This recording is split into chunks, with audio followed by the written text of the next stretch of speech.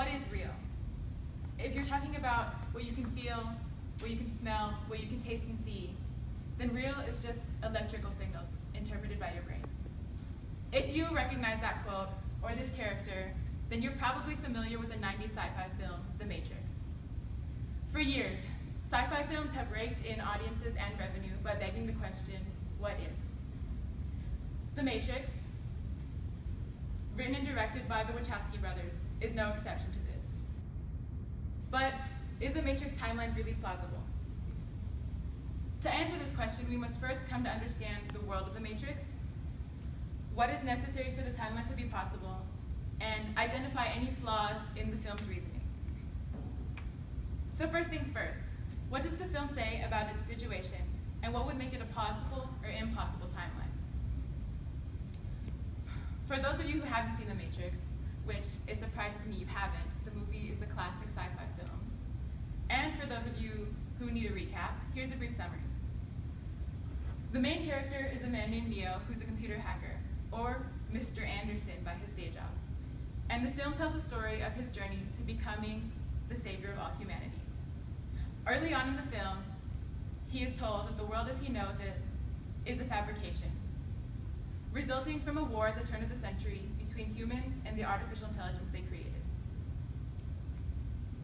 He is told that humans cut off the energy of the sun to the robots by creating a dark, heavy cloud cover over the earth, preventing light from getting in and reaching the surface.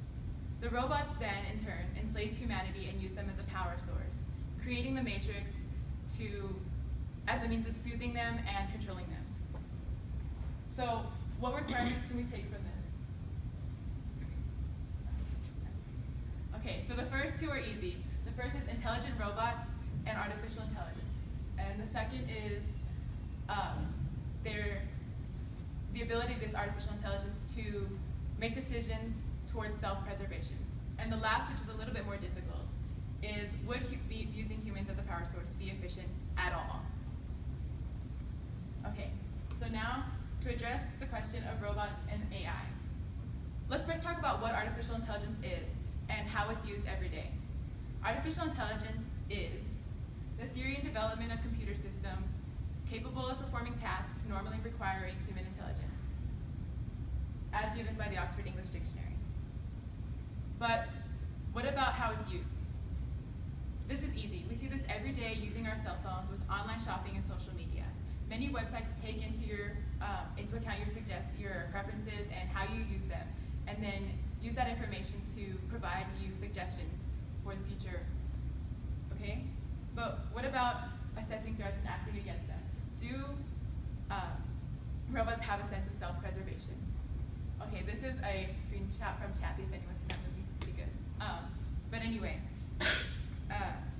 it makes sense that the robots would have programming to preserve their own life anyway, because you want a product that's durable, and a robot that's able to avoid danger is less likely to get damaged. So this is ideal in terms of the consumer. And this is also a very similar process as the one that is used for social media and online shopping. And so in the case of the Matrix, technology is not a limiting factor. But onto the human energy source. According to the film, the human body puts out 120 volts of energy. Of course, the actual number differs from this, but to keep things simple, let's stick with this number, 120 volts. A 120 volt battery can be achieved by linking 14 of these 9 volt batteries in series. And what that would look like is probably smaller than a Subway sandwich, a 6-inch, not even a full foot. And so obviously a human is much bulkier and higher maintenance than one of these batteries. So why would robots choose to use such an inefficient power source when there are other options like hydroelectric, wind, or nuclear energy? Obviously a robot has no sense of vengeance, and they're going to choose the most logical, efficient answer for any problem given.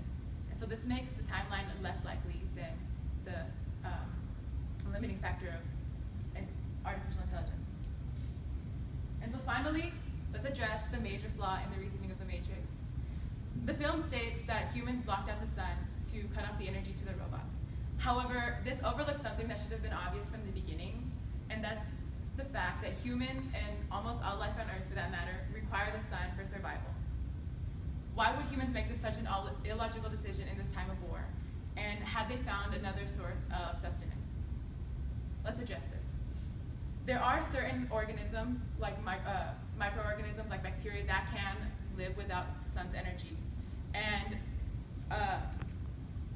there's a microbiologist from the University of Houston who says there are certain cases where organisms such as yeast and others have been sustained with artificial compounds to replace those that would normally need the sun to create them, like glucose.